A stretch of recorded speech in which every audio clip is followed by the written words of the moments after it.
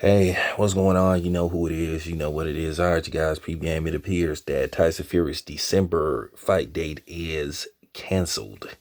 It appears that Tyson Fury will no longer be fighting on December the 5th. It looked like he is going to lose in arbitration versus Deontay Wilder. It appears that he will be forced to fight Deontay Wilder a third time. Look, I'm going to be honest with you. I've said what I had to say about the whole Deontay Wilder, the glove gate situation. And I, I stand firm on what I believe about Tyson Fury. I believe that he did something strange. People could holler about, well, you ain't never boxed before in your life and all that kind of stuff. Look, you don't know what I done did. I done been in boxing rings and I done put on boxing gloves, so just stop it. Don't speak on behalf of me or other people at the end of the day. Like I said before, you can watch enough boxing and you can look at a dude's history and you could just tell that, hey, all of a sudden, this dude developed devastating punching power to where he putting dents in people's head and all that type of shit. So, look, Tyson Fury ain't never been a knockout artist. So once again, it proved my case about what people were saying. Oh, well, Tyson Fury, he put on a lot of weight. So that the reason why he might have had more pop on his punches. That's no guarantee for you to, add punching power, basically putting on weight. Look what happened with Kell Brook. Kell Brook rehydrated. Kell Brook was bigger than Bud, and he still got his ass knocked the fuck out. So at the end of the day, it is what it is. And it's kind of funny. I want to bring something to the light too. And this is another reason why I want to call a lot of you bandwagon Kell Brook fans out who was sitting up here praying that Kell Brook beat, beat Terrence Crawford. Keep in mind, Kell Brook dissed Deontay Wilder, about his allegations towards Tyson Fury. But once again, a lot of you fake turncoat fans have seemed to forgotten that.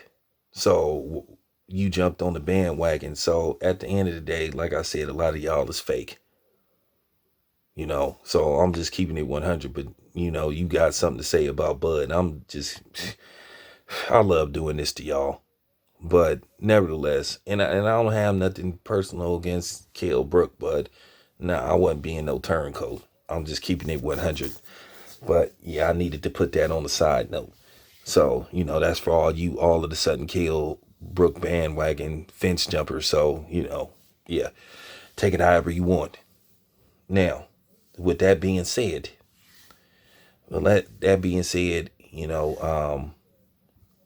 Tyson Fury need to look at this as a opportunity for vindication.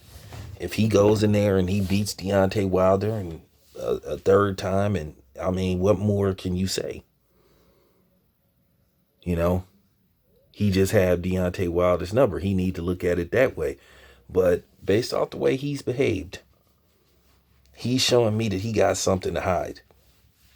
And I'm going to tell you right now, Tyson Fury, going into that third fight, he will be under a close microscope.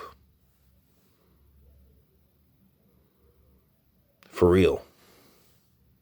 He will be under a close microscope.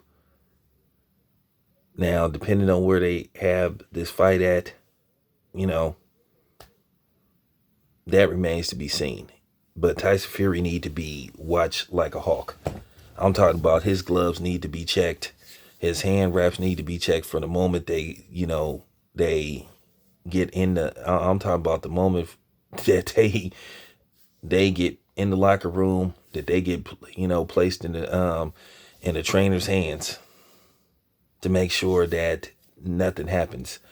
Now, I want to do another side note. Bob Bennett is a moron with the Nevada State Athletic Commission. He's a moron. And he just shows you how incompetent he is. So I'll talk about that in a solo video. But nevertheless, the walls are closing in on Tyson Fury. Like I said, he needs to look at this as an opportunity for vindication. Because him saying, oh, I'm not going to fight you a third time because you said some stuff about me, sounded real weak. But yeah, we'll see what happens. It's your boy Town Biz. I'm out.